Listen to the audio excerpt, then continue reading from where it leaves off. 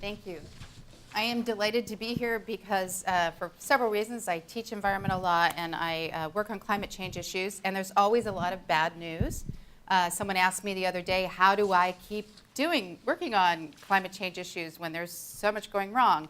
And this issue is one of the things that keeps me going. There are a lot of people working really hard to make good new connections and tackle these problems. And it's incredibly encouraging.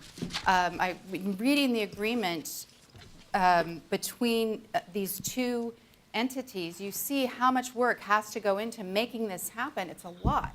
There are a lot of things that have to be figured out, but it's still going forward. This is going to happen. There's a process in place. And this kind of undaunted enthusiasm for making it happen is incredibly encouraging.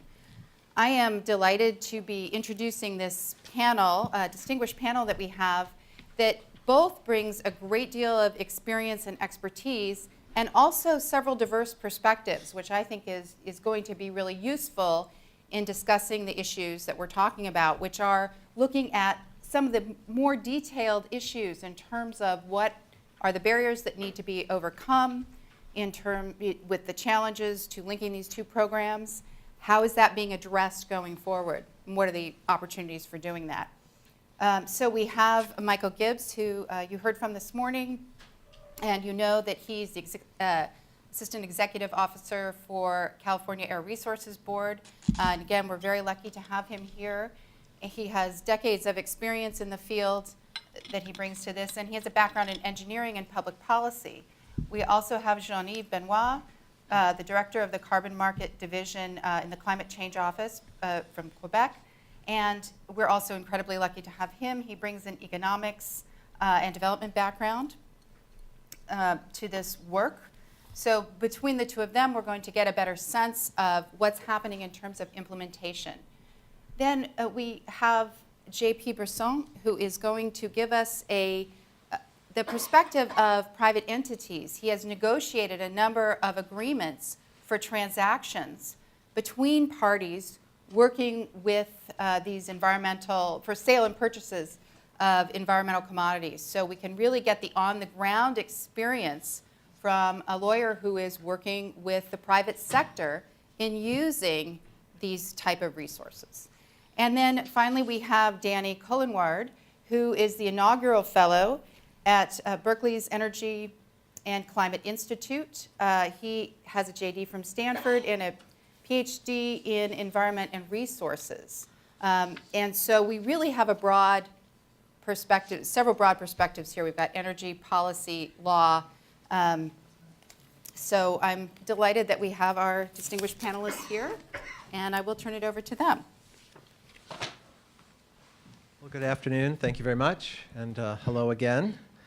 I'm going to use a couple slides, and as we discussed this morning, the cap-and-trade program really represents a promise of an effective and reliable way to reduce emissions of greenhouse gases. And we've completed our first linkage with Quebec, and what I'd like to do in this presentation is to provide some of the nuts and bolts examples of what it takes to coordinate linked programs and some of the challenges inherent in that. And I would also like to highlight a few examples of what it takes to keep the programs aligned. So let's just first remind ourselves of what it means to link these programs.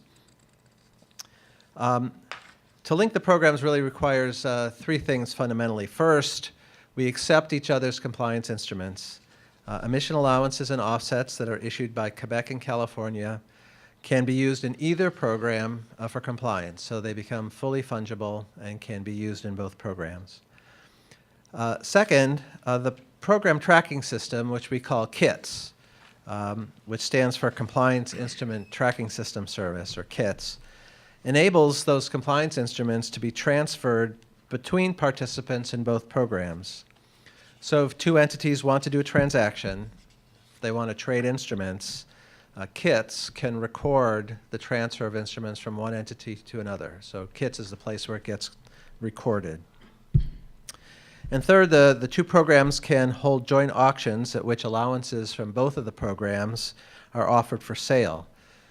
We have yet to actually conduct a joint auction. As Jean-Yves said this morning, we are planning to do so later this year. We have some work that we're still working on to complete the systems and processes that would enable us to have a joint auction.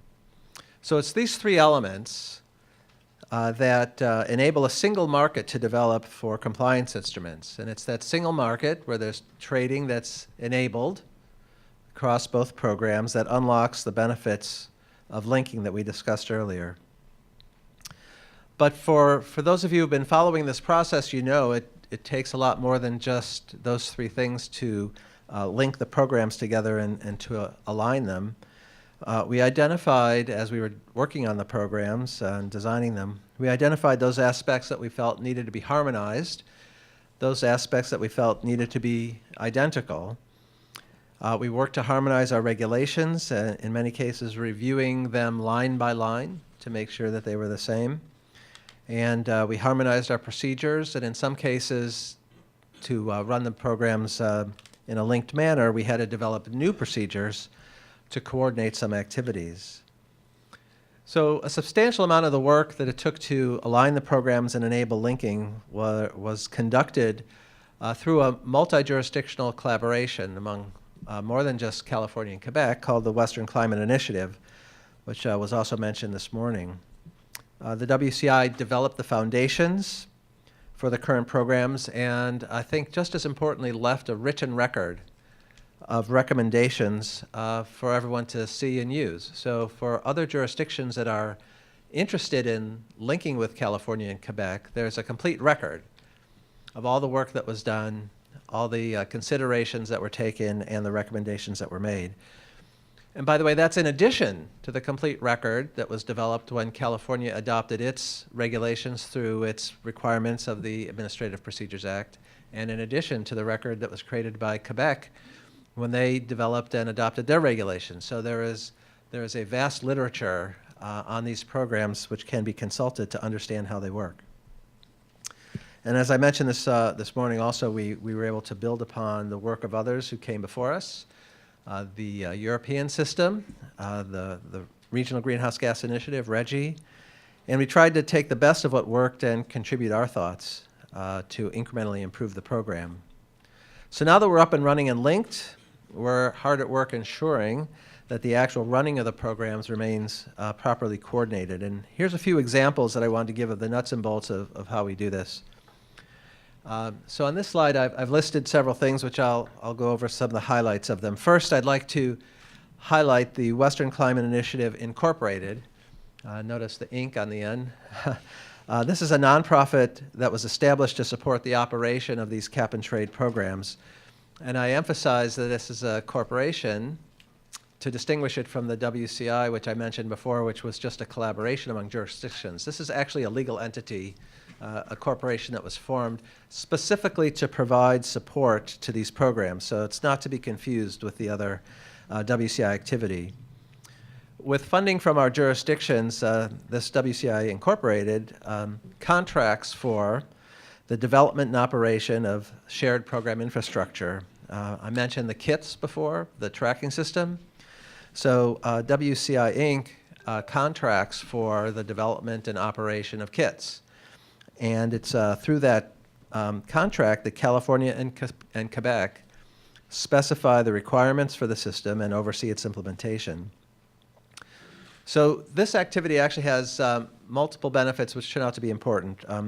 Even before California and Quebec were linked, the two programs were using the same tracking system. So we developed it together, and we were each using it even before we were linked.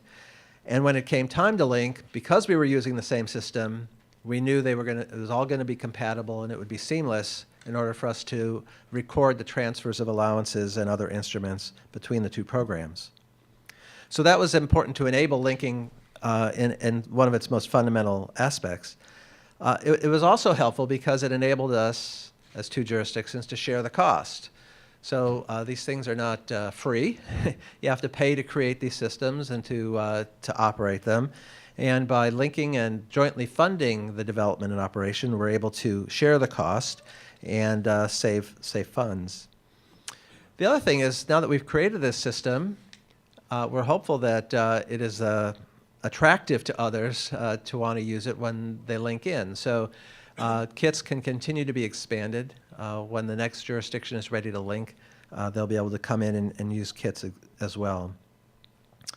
So kits, I think, is a good example of how we collaborate because the tracking system is just central to the programs. You have to have an ability to record where all the instruments are being held. It's a little bit like all the participants' bank accounts. And in that respect, needless to say, as a record of all the bank accounts, it has to have exceptional security and reliability. So here's just another example of how we've coordinated to ensure that outcome, and that is that among the requirements built into kits is a process to safeguard those who have access to it. And that is everyone who becomes access to kits and registered in it has to go through a Know Your Customer, KYC process, so that we can be confident that we know exactly who is accessing the system and their true identity. So no fake people, no pets, no dogs or cats. These have to be real people whose identities are known, who are accessing kits. So we've collaborated extensively on what these KYC, or Know Your Customer, requirements need to be, because it's only going to be as strong as the weakest link. So we wanted to assure, Quebec wanted to assure that we in California were doing it properly, and that we wanted to be assured that Quebec was doing it properly, so that everyone who has access to kits follows these requirements. So in great detail, we went through our regulations, and it's all codified there, and we can check to make sure that we're doing the same thing, reaching the same goals, and that's great. And that's but I just wanted to emphasize that's just the first step. The second step, which we then also did, was we had to make sure that each other, that we in California and they in Quebec, were actually implementing those requirements in equally robust ways. So, okay, all this documentation comes in for the KYC. Who's reviewing it? Who's checking it? How is it managed? How is the information kept secure? And how do you follow up if there's a discrepancy, and what's the process for doing that? And so we went through a process of going through these procedures at this level of detail for this KYC requirement, because it's just critical that the security in the kits be attained. And I just use that as one example of the nitty-gritty work that's required to link and operate programs together. And I really want to make sure I get this across, because earlier when the economists were speaking and we were talking about the benefits of linking and equalizing marginal costs of abatement and liquidity and benefits of trade and all this stuff, that's all great. Getting there requires doing things like this, which is going through the KYC procedures and ensuring that we're really checking everything in the same way with the same level of assurance. So I think that's an example I'm trying to communicate about what it takes to do these programs. I wanted to give another example of some of the analyses and applications of things. You may be familiar, the California and Quebec programs both have something that are called holding limits. So if you're a participant in the program and you want to hold allowances and you buy some and you put them in your account, that's great. But we wanted to guard against any individual entity having market power, acquiring a large holding position and then just holding on to them and forcing the price up and then selling them at some obscene profit. That's not going to really help us protect the environment and reduce greenhouse gas emissions. That's going to enrich someone who was able to gain market power. So we were trying to protect against that, and we put in something called holding limits, and those are not without controversy, but we put them in as some caution, and they're continuing to be evaluated, and we'll see how they work out. But we do have identical holding limits in California and Quebec. And so when the programs link together, you realize that some entities in California and Quebec are actually related. They're part of the same company. And when you're part of the same company, you have to share your holding limits. And so we needed a procedure by which the holding limits in California and the holding limits in the Quebec program could be properly allocated among those companies that were related to each other that participate in both programs. And so through kits, again, the tracking system, we were able to develop a procedure and work through a process where the two programs worked with each of the companies to share the limits, these holding limits, when they became linked. So that's just another example, and there's a lot more. And I could talk a lot more about kits. But I wanted to move on to, actually it's a second to the bottom one here, called information release. As a market-based program, we need to be particularly attentive to how we manage and release information that is important to the market. In other words, market-sensitive information. We need to ensure that all program participants have equal opportunity at the same time, an equal opportunity at the same time to access this market-sensitive information that's being released by the programs. Otherwise, you could have some unfair advantage if someone finds out first, right? So you want to make sure you manage this information carefully. So this requires close coordination, again, between the two programs. I would say to date that we've done reasonably well in managing the market-sensitive information. We both prepare and release similar information about the list of entities covered by the program, the list of entities who've registered in the program, some of who are voluntary participants, of course. We both prepare and release information on the emissions that are reported, which of course is fundamental. And we both release our notices for our auctions and the results of our auctions using the same types of statistics and reported in the same way. So I think these are a pretty good set of collaboration around our management of market-sensitive information. To date, there's been no unintended or inadvertent release of this information by either of the programs, which is good. We know they had some problems with that in Europe at one time. And we want to maintain this track record and are working hard to ensure we do. Nonetheless, this is an area where I think we still have more work to do. For example, we have yet to release any summary data on transfers of instruments that have been recorded. The volume of transfers and the reported prices are, of course, of quite interest to the marketplace, and we have yet to do that. So that's an area of ongoing work. We in California have a set of program amendments that are currently out for comment that we'll be acting on soon. And through those amendments, we expect to collect more complete information on transfers that should enable us for the first time to analyze and release summary data in a coordinated manner with Quebec. So I would like to now, those are just examples again of program coordination, and there's many more, and if you were to ask the staff, I'm sure you would get many, many more. But those were examples to give you an idea of what it means to really link and coordinate program implementation.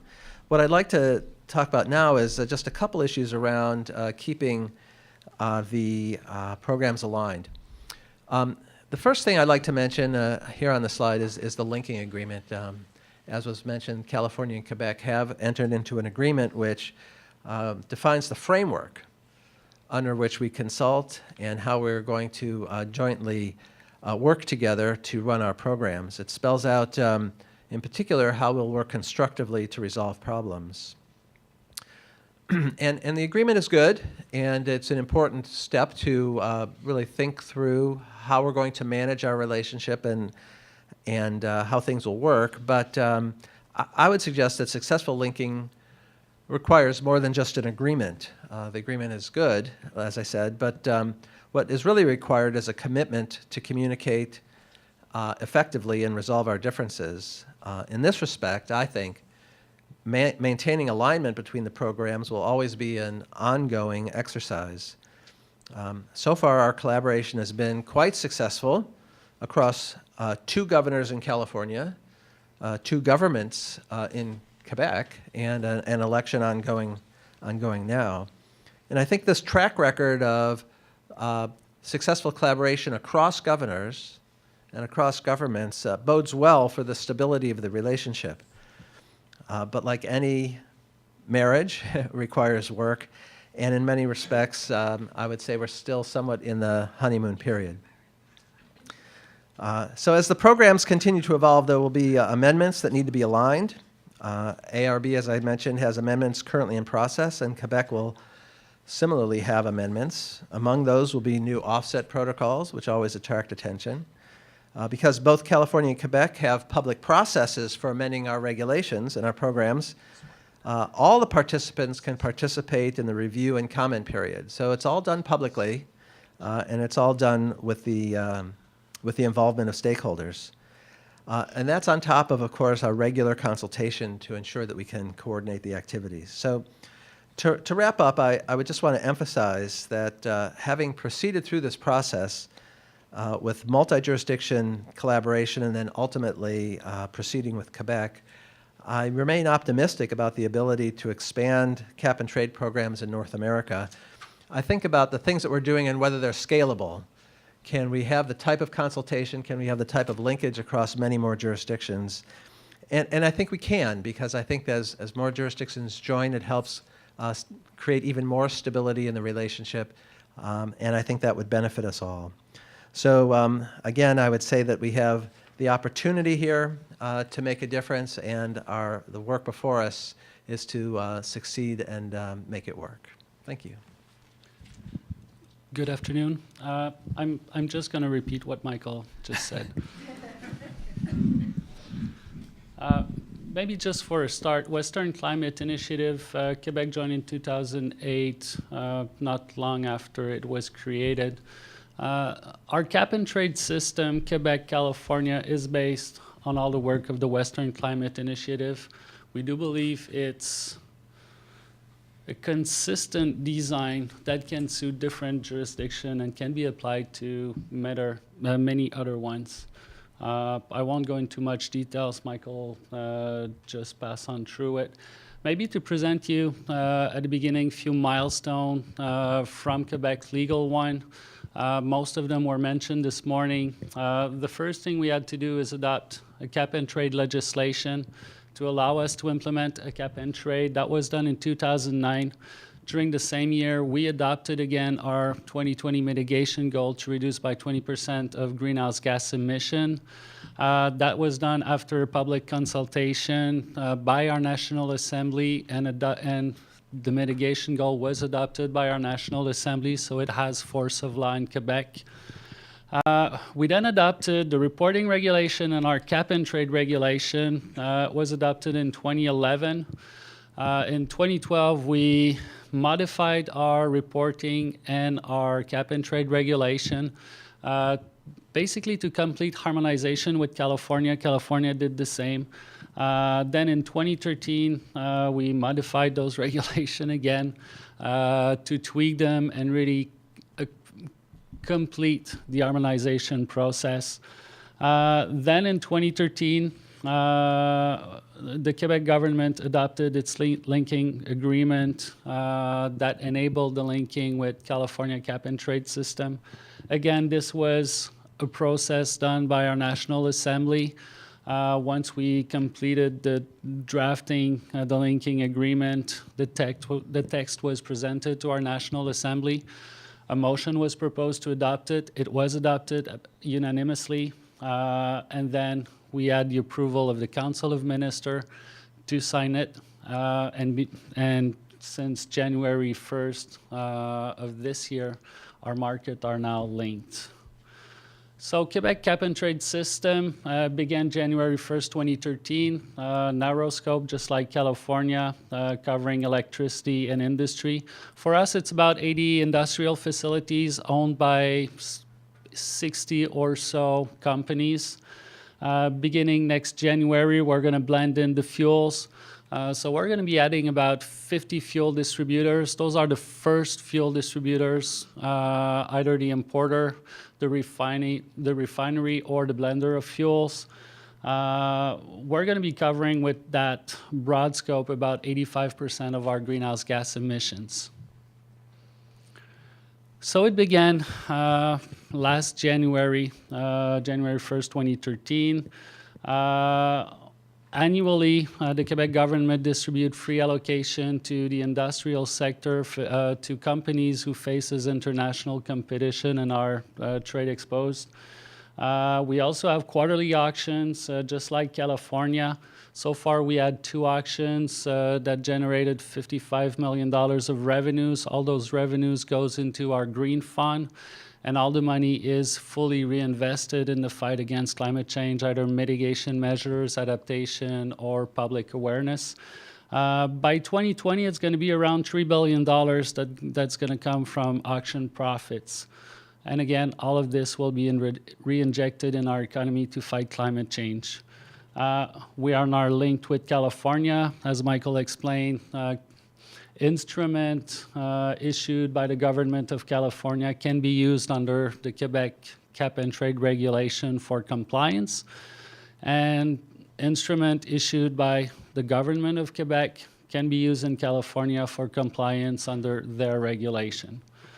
So we are really having a full linking of our 2 systems. We want to operate it together. We have the same compliance instrument. We want to have joint auction before the end of the year and up till 2020. Again, second compliance period will begin January 1st of next year. The Western Climate Initiative, we designed our system together. We spent around 4 years. Michael was a great part of it. Mark, who's here, was a great part of it as well. So WCI gives us a common set of rules. Draft design recommendation that were issued in 2008 still available. Reporting guidelines and protocols that were issued in 2008, 9, 10. Detailed program design, that's a model rule that was issued in 2010. Offset essential element, again issued in 2010. But having a common set of rules does not make it that easy either. We had to, just like as Michael mentioned, we had to review our regulation line by line, making sure that what needed to be exactly the same was exactly the same. What needed to have a similar outcome had a similar outcome. And some other point we could just be different. Made sure that we were different where we needed to be different. So after spending a year, weekly calls, 2, 3, 4, 5 hours a week, with different other conference calls on a daily basis from our staff, from my staff, from RRB staff, we came up and we amended our regulation to allow linking. So that was done, and it was done. It's a great deal of effort, but we think it's worthwhile. Now we created WCI Inc., nonprofit organization to support the implementation of our cap and trade system, a joint implementation of our cap and trade system. So WCI Inc. should make it easy. Common infrastructure, as Michael presented. Same tracking system provided by the SRA, auction platform provided by Market, financial service administrator surrounding the auctions provided by Deutsche Bank, help desk for both of our covered entities provided by ICF International. We have the same market monitor, which is monitoring analytics. But again, it's not that easy. We had to compare our procedures step by step to make sure that we were able to manage a common market, the both of us together. Develop new procedures, for example, to hold joint auctions. Update, modified some infrastructure that supports linking. So again, that was another year of work. Weekly conference call, my staff, ARB staff. We ended up coming with the linking agreement, and our market are now linked.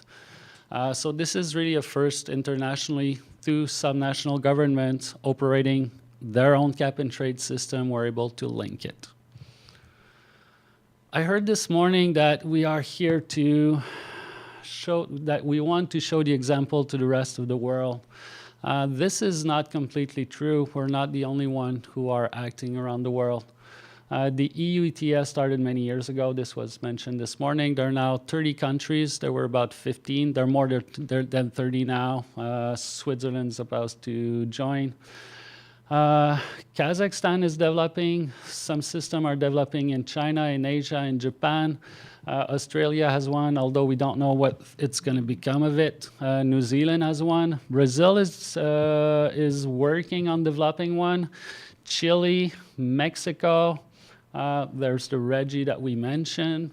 So ETSs are spurring around the world. So for us, it's not really a question of getting people to do the right thing.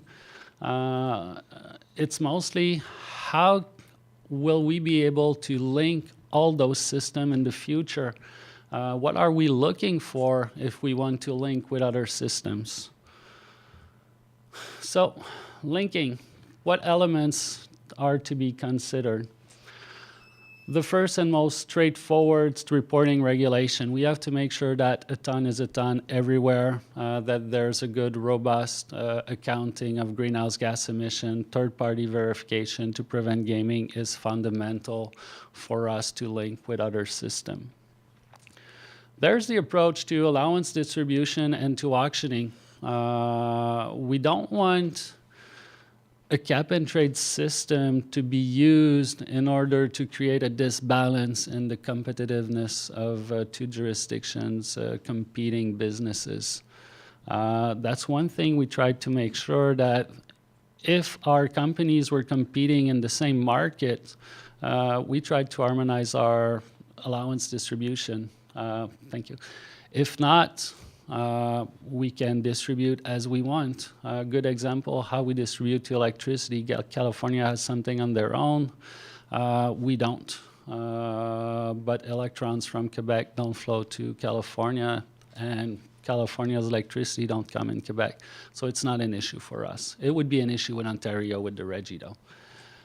Market price and price containment mechanism. This is probably the most critical piece of work, at least Quebec would be looking for. A cap and trade, as we mentioned this morning, is a great tool to,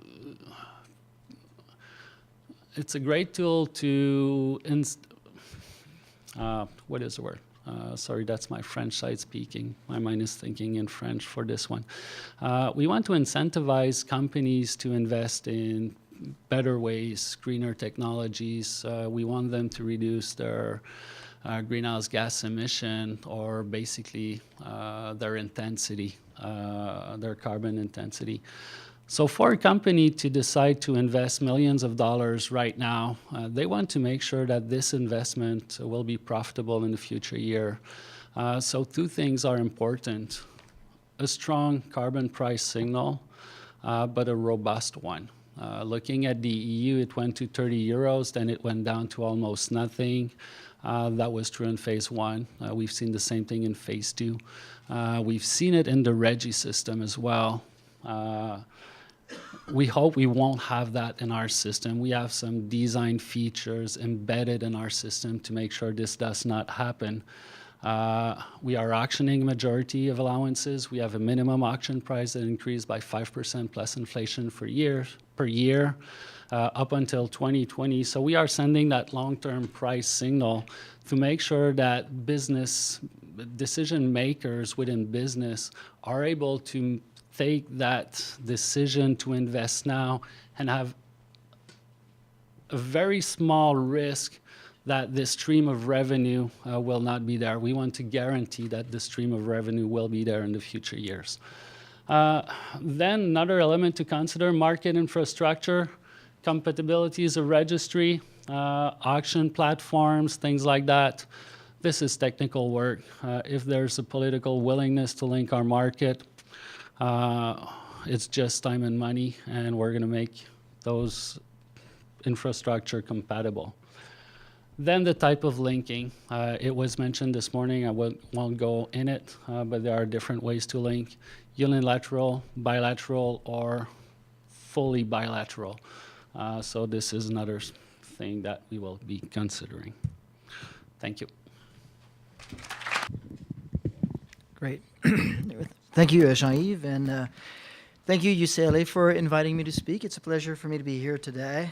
My name is JP Brisson. I am a partner at the law firm of Latham & Watkins. We have an office here in LA, but I am actually based in New York City. And as you can tell, I am originally from Quebec City, and I grew up in a city where Jean-Yves works every day. So, pleasure to be here. It's funny because I think we heard I think we heard Michael and Jean-Yves describing all of their work for the last couple of years on this initiative, and we heard Mike talk about the various concepts they've worked on, and then we, describing this process as a marriage, between the two provinces, and then we heard Jean-Yves talk about the weekly calls, and I was wondering at the end of the day if you guys have been, married to each other for the last year. It almost sounded like that, yeah. But it's interesting because even though, linking happened officially on January 1, 2014, and it happened overnight, and there was no price shock, there was no consternation in the market, everything happened seamlessly. I think there's a reason why that happened. It was not obvious from the beginning that this would be the way it would take place. The reason why it happened that way is that the agencies behind each of the program work, continuously for the last 2 or 3 years to come up with a design that would actually work in practice. And I think we have in this room the two individuals behind the brain trust that inform that process. And I think it's worth, taking a pause, taking a step back, and thinking ARB and Michael and the government of Quebec and Jean-Yves for all of their work for the last 2 years for what we see as an excellent and very robust market design that we have in place today. From my perspective, most of the work that I do in the market is working with companies that need to comply with the cap-and-trade program either in Quebec or in California. And most of the work that I do is around transactions for carbon allowances or carbon offsets. And from my perspective, working with private companies that do deals in the market, there are a couple of points that are actually quite important to identify here. The first one is we did talk about fungibility between the allowances in Quebec and the allowances in California. And I think Michael said a few words about that. It is a fundamental concept, the fact that a California entity can use a Quebec allowance to comply with the California cap-and-trade program. There's no discount that is applicable to a Quebec allowance in that context. There is no limit on the use of an allowance trade, that was initially issued by the other jurisdiction. So from my perspective, and from a legal perspective, there is a complete fungibility between two commodity products.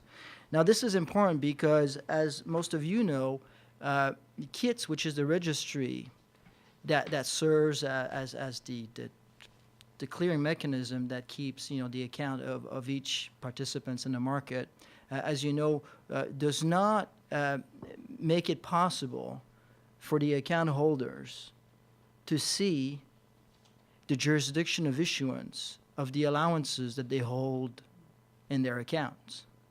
So to have complete fungibility in this market is not only a good policy goal, is actually essential. Because if you did not have fungibility, complete fungibility, then under the current KIT system, it would be impossible for the compliance entities to track what they have in their account. So obviously, if you have a Quebec entity that goes into a Quebec auction and buys some allowances, presumably the allowances that entity will receive in its KITS accounts are Quebec allowances, yeah? And the same thing if you have a California entity that goes into a California-only auction, most likely the allowances that it will receive in its accounts are California allowances. But then when parties start trading between each other, either on an exchange or over the counter, there's no way to track which jurisdiction issued which allowance. And that's a very interesting feature of the program, and I'll come back to that a little later in my remarks. The second important point, I'm piggybacking on a lot of things that were said, but I'm just trying to give you a slight different perspective from my experience. But we talked about the common registry, which is KITS, yeah? Now, I will simply underline or identify for you a slightly different point than the ones that were discussed by Mike and Jean-Yves. But the transfer mechanism in kits is actually quite unique worldwide. Yeah, it is a system that requires a procedure which we call in the market push-push-pull, meaning that the seller of allowances needs to initiate the transaction and then confirm the transaction. So that's called the first push and the second push. Now, these two instructions into the kit system need to be followed by an acceptance, which is what we call the pull by the purchaser. And unless you have the push-push followed by the pull, okay, and then don't want to make things too complicated, but there's also an approval coming in from either ARB or the minister, yeah. But unless you have all of those four steps that take place, you know, in sequence, you cannot have a valid transfer in kits. And actually, at some points, the regulation even suggested that if you had a transfer that was incomplete, that this would be a violation of the regulations. But the point is, most of the agreements that we have developed in the California market to trade allowances in 2013 very specifically flesh out those obligations on the part of each party. And again, this sounds pretty simple, but the European program did not have a push-push-pull procedure. It had a push procedure, yeah? Which means if you take a European document, a standard agreement, for example, that's been used in the European market for the last 5 years, and you simply replace the name of the parties and you make the governing law California law, okay, and you change the name of the product from an EU allowance to a California allowance, that agreement does not work in California because the mechanics of the delivery procedures do not match the regulation, okay, and that's quite important from a transactional perspective. Because if the shit hits the fan, as we say, yeah, there's going to be a lawsuit, and people will start arguing, you know, which party had to do what in order to fulfill the bargain, yeah. But the fact that we were able to develop, and when I say we, I mean myself, my firm, a number of other law firms in California, and a number of market participants, the fact that we were able to develop this standard legal documentation, which is used pretty widely in the market today, and that this market documentation, because of the harmonization that has been discussed so far, can be used overnight for a transaction that involves a California party and a Quebec party is actually very, very beneficial. It essentially means that we did not have to rewrite the legal agreement. Yeah? Now, as a lawyer, maybe I would have preferred to rewrite the legal agreement, but that's a separate issue. But this is just to show how the level of harmonization between the two jurisdictions have essentially removed what would have been otherwise an obstacle to the creation of liquidity in the market. So that was a very good benefit of the work done by the two agencies. The last concept I just want to talk about, well, maybe not the last one, but maybe the third one, is this question of jurisdiction. Okay, so when a company based in California wants to do a transaction with a company based in Quebec, one of the questions that arises is, okay, you know, maybe the company in question has been trading, purchasing and selling allowances in the California market for about a year. The company feels very comfortable with the program. They've done an assessment of the risks that are involved under the program. They've done a compliance analysis of the requirements in the regulation, that they've satisfied themselves that they comply with such requirements. Very often they've come to see me or an outside counsel to have a legal opinion to make sure that they haven't missed anything and that indeed whatever they were doing under California law was in full compliance of the law. Yeah? But then the question is, okay, there's a linking starting January 1, 2014, and all of a sudden, let's say a company wants to do a trade with a company located in a different jurisdiction. Now, what does the cross-border component of the transaction changed to the compliance analysis that the firms have conducted. And presumably, Jean-Yves, the Quebec firm, has done the same analysis because they've been doing some trading in Quebec with a Quebec counterparty, and they've retained outside counsel based out of Montreal or Quebec City to run the same analysis. And each company is satisfied that they comply with their own local rules. So the question is, if they do a cross-border deal, is there anything that changes in that analysis? And that's the answer to that is we're chartering new grounds, yeah. And I don't think anything has ever been tested, but 5 minutes, got it.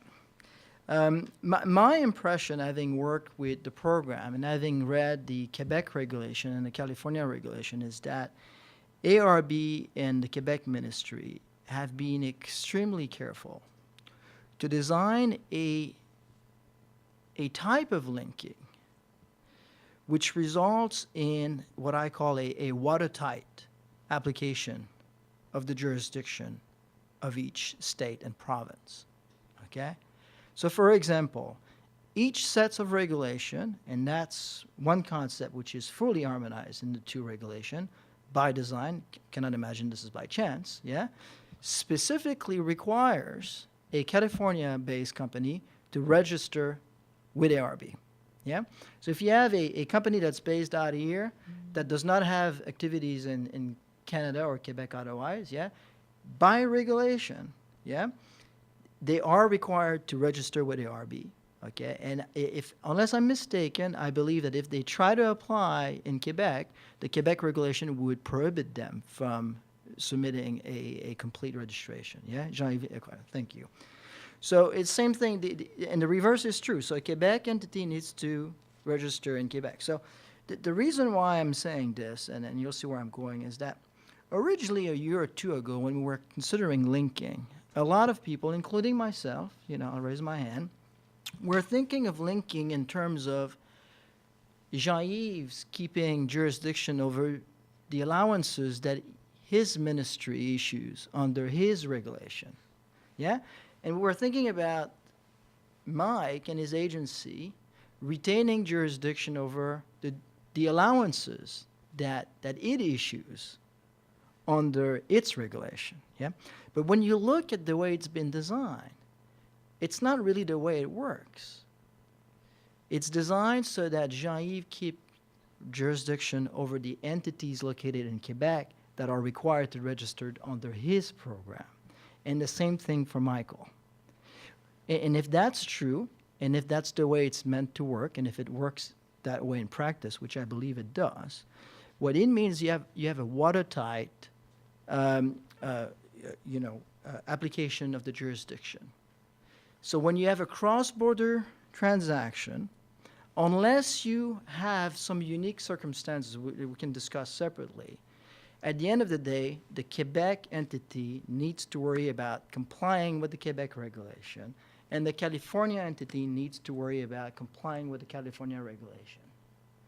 And the implications of that design are very significant from a constitutional law analysis perspective. And I'm not the expert. I think we have an expert here, or someone who knows a lot more than I do.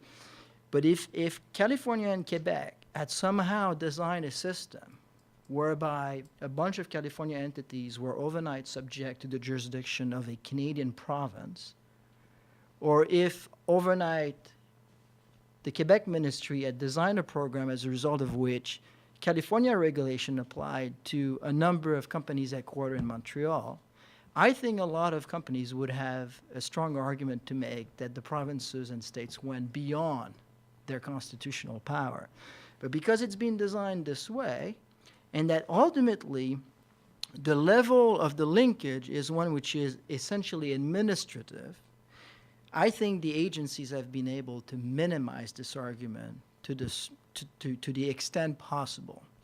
And I think for this reason, even though we've seen a lot of people suggesting that there would be challenges to the program and to the linkage, even though we've heard a lot about this, we've never seen a single piece of paper filed in any court of law that makes that argument.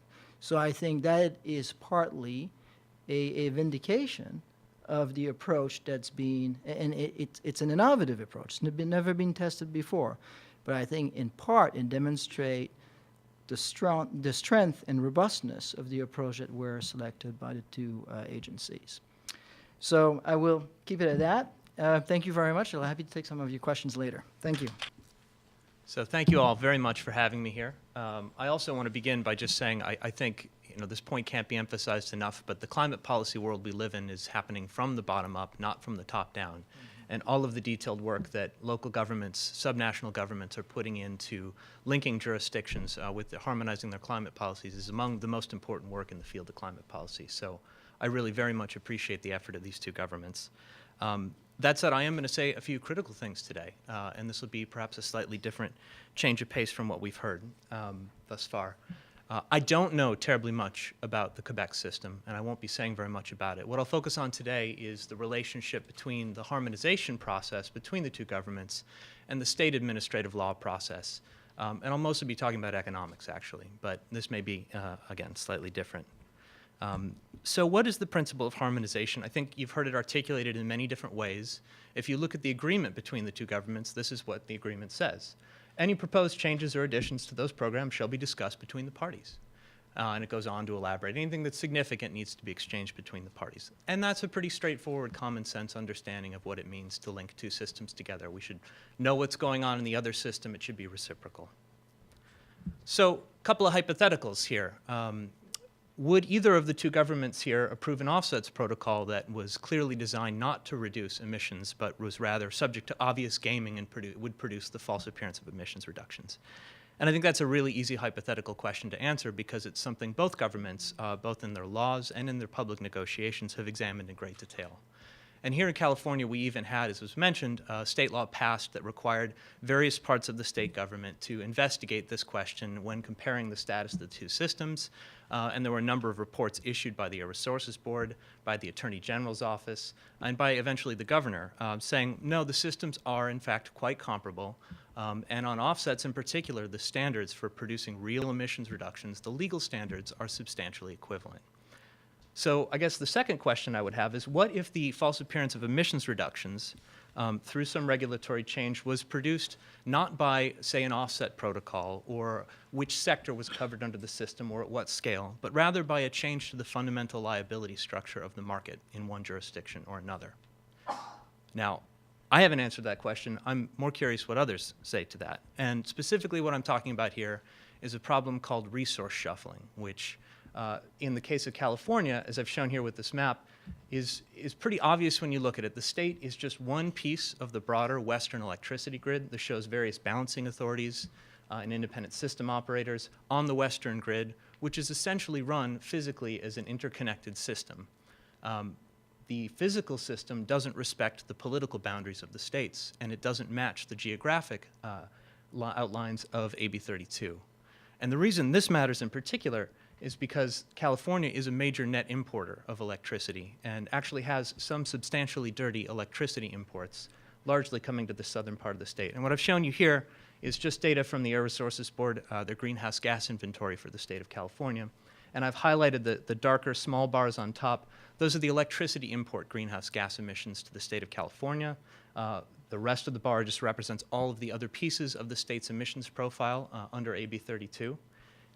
Actually, sorry, it's the whole state's profile, and there are parts that are not covered by AB 32. You can see the statewide greenhouse gas target that is enshrined in our state law for 2020. And I think one of the interesting things to note about it is if all of the electricity emissions went away, or perhaps were just cut in half, you more or less get there without any other activity. So how does resource shuffling work? It's pretty simple. Imagine you have two different electricity producers outside of the state. In the first step, let's just say that there's a dirty coal plant somewhere in the southwest that's selling power to Southern California. Elsewhere on the western grid, there's a natural gas plant. They're the same size. They produce the same amount of electricity. AB 32 comes along. A price on carbon is enacted. We face a carbon price here in the state, and therefore the Southern California utility has to pay for the emissions profile of the coal plant. This is, as we designed it, this is the whole idea. Well, they now have an incentive to not use power from that coal plant. Again, very much part of the idea of cap and trade. So what do? They swap contracts. Now, what's interesting about this is nothing has actually changed, except for a contractual shuffle across state borders, a regulatory arbitrage. That produces what I think you would refer to as leakage. Here's what AB 32 says about leakage. It says a reduction in emissions of greenhouse gases within the state that is offset by an increase in emissions of greenhouse gases outside the state. I'll break down that transaction again. You can see on the horizontal part of the table the first step, the second step, and the change. California, as a result of swapping these two generation sources across the state border, will report a reduction in emissions, but as you can see in the bottom right-hand corner, there is no change in physical emissions in the overall system. It's a pretty straightforward idea, right? So, is this permissible under state law? Here's, again, what AB 32 says. AB 32, by the way, it's a fascinating document. The statute we're all referring to here is a very small bill. If you compare Waxman-Markey, which was the national attempt to put a cap-and-trade system together, it was almost 2,000 pages. AB 32 is something like 20 pages. And the reason it's so slim is because it basically says, here's a 2020 target, regulator, go and figure it out, make it happen, use your discretion, pick policy instruments that work, figure it out. But they also provided a few guidelines. This is one of them. Here's another one, and this actually comes up a lot in the context of carbon offsets. Any regulation has to produce emissions that are real, permanent, quantifiable, verifiable, and enforceable by the state government. So, in theory, this kind of transaction would be prohibited, and indeed, if you look in the current regulations, it says you can't do what's called resource shuffling. But over time, starting towards the end of 2012, there was a joint utility proposal made that basically said this is an inflexible rule. One of the federal energy regulatory commissioners echoed that sentiment and said this is the wrong way to go about this. You are going to destabilize the investment climate and possibly electricity markets on the Western grid. And there was a lot of resistance to the firm rule that the Air Resources Board initially developed on this subject. In response, the utilities developed a concept called safe harbors, where they basically said, take the definition and then carve out certain activities. We'll call them safe harbors. If you do something that is called a safe harbor, you are by definition not resource shuffling, whatever the definition of resource shuffling is. So here's a pair I pulled out. There's, I want to say 13, in an informal guidance document. This is also codified in the upcoming regulations that are in their final notice and comment period. And I pulled these two out because I think they're my favorite. So the first one basically says, if you do something for reasons other than reducing greenhouse gas compliance obligations, that's not resource shuffling.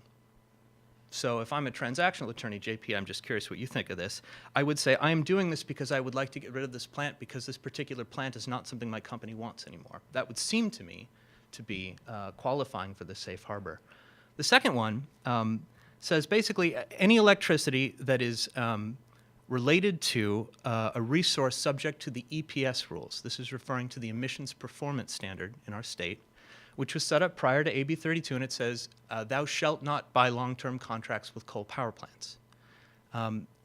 It's pretty clear that this safe harbor is designed explicitly to allow companies that have coal power plants to get rid of them under this provision. The thing that I find really funny about it is from a drafting perspective, if you look at the EPS rules, they actually apply to all baseload electricity contracts, and they say, thou shalt not buy for any baseload electricity contract something dirtier than natural gas. But they apply to all baseload electricity contracts. So this safe harbor, I think maybe accidentally, is about 6 times as broad as it's meant to be. And there's a bunch of others that are similarly loosely worded. I think basically there is no rule on resource shuffling, although, again, there's some debate about whether or not that's true. The thing I really wanted to talk about today is that there are 6 legacy coal power plants that state utilities in California have contracts with. And here's the list and the folks who either own them or are required to purchase the electricity under long-term contracts. And I've highlighted 3 in bold with asterisks because as of today, we no longer buy electricity from these plants. They have already resource shuffled even prior to the rules being formalized. And this is really fun for me because I've been talking about this issue for a year and change, and people have said it's not a big deal, don't worry about it. It's actually happened. And if you crunch the numbers on the leakage associated with shifting these contracts out of the state, you get something that looks like this. This is basically the full picture. I'll start, let's just start. If you look at the 2 boxes, the one on the right is an estimate of the cumulative mitigation required under AB 32 to meet California's cap. And this is work done by Adam Diamant at the Electric Power Research Institute. And he basically said, let's try and figure out the total effort required to get to AB 32's 2020 target. And for two scenarios here I've shown, this is the one highlighted in red, is if all of the complementary policies, the renewable portfolio standard, the low carbon fuel standard, if they all work, that's what you get. That's how much effort you need to apply in terms of cumulative mitigation. The one on the right is if all of those policies fail. What I've shown on the left side is the different leakage risks from different resource shuffling scenarios.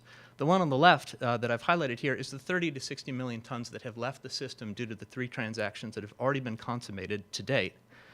If you look at what the Emissions Market Assessment Committee put in a report in June of last year, they crunched the numbers on the full legacy coal profile if the other 3 contracts go, and they came up with a slightly higher number.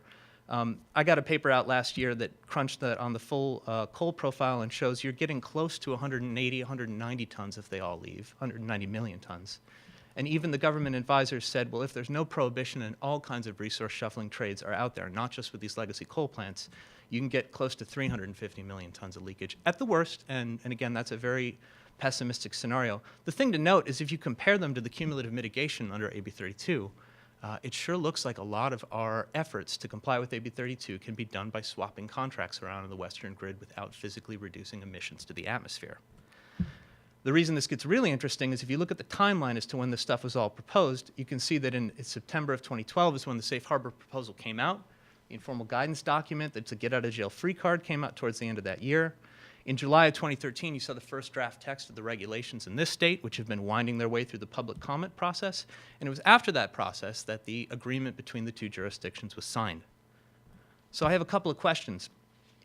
First, have the 2 governments discussed the implications of these proposed regulatory changes? If not, should they?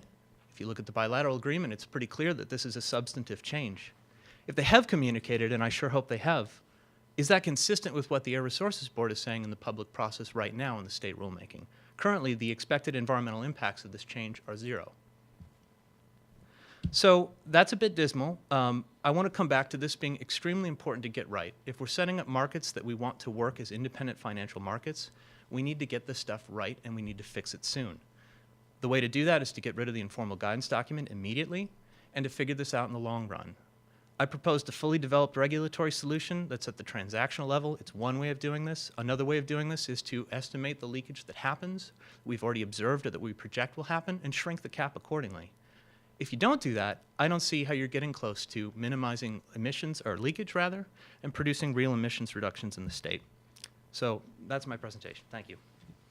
Perspectives. I wanted to give Michael a chance to respond to those comments before we open it up to the floor, or anybody else who has comments on the leakage question and resource shuffling. Yeah, sure, thanks. And thanks, Danny, for the presentation. The resource shuffling, or the potential for resource shuffling, of course, is an important topic that's received a lot of attention. And we understand what the potential risks are. We think we've done a pretty good job in protecting against those risks with the type of requirements that we've put out. We did put out a guidance document to explain what we were proposing to do and how we would prevent this leakage and prevent shuffling. And we were operating with that guidance document for some time, certainly in advance of when we consummated our linkage with Quebec. And then based on that experience and comments we received on that, we were able to fine-tune it some and then incorporate it into the regulatory documents which you mentioned.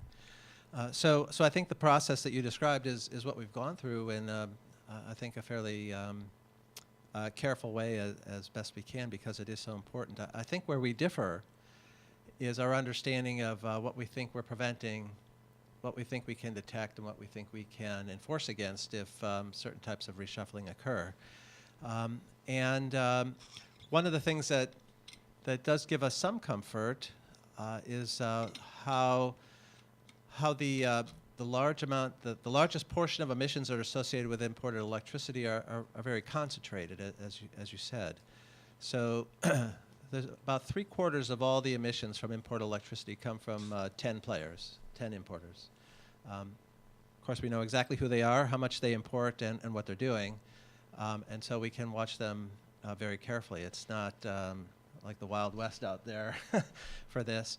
You take the next 10 players and you get up to over 90% of the total emissions from imported electricity. So in 20 different entities whose data we have, whose data we can track, whose activities we know what they are, we can watch what they do and how they're doing it. One of the difficulties we had in all this is that we do have this other state policy, this SB 1368 that you mentioned, which is related to the emissions performance standard for baseload long-term electric supply contracts. And it's the stated objective, it's a policy statement of the state to get out of those contracts and to stop using that electricity. We don't consider that electricity shuffling. We don't consider that resource shuffling. We consider that complying with SB 1368. What we're able to do and what we're seeing is that these existing long-term purchase agreements and long-term contracts, when they're getting out of them, they're actually reducing the capacity of the plants and they're actually reducing the amount of electricity they produce. Certainly that's the case at Four Corners, and that's driven not just by the cap and trade program, although that's perhaps a part of it, but by this SB 1368, which we mentioned. And so we don't consider that shuffling, and we don't consider that lost opportunity. So I think we view it perhaps a little bit differently. I think we view the implications differently. And I know that some folks have estimated large potential for this problem. We just don't see it that way with the tools that we have, the reporting that we have, with what the regulation says. So we think we're doing a pretty good job of it. I would go back, though, just to wrap up on this. This is a concern. We should not in any way consider this swept under the rug or anything. It's something we've spent a lot of attention to. But as I said this morning, we would all be better off if we had all of the WEC, all of the Western grid, in the program together.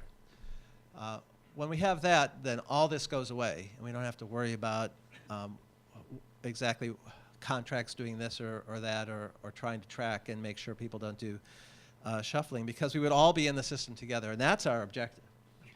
Until we get to that, we have to have some workable system that enables electricity to flow, that we can track the emissions and hold people accountable. And I think we've struck that balance, and I think we'll see that play out in the coming years.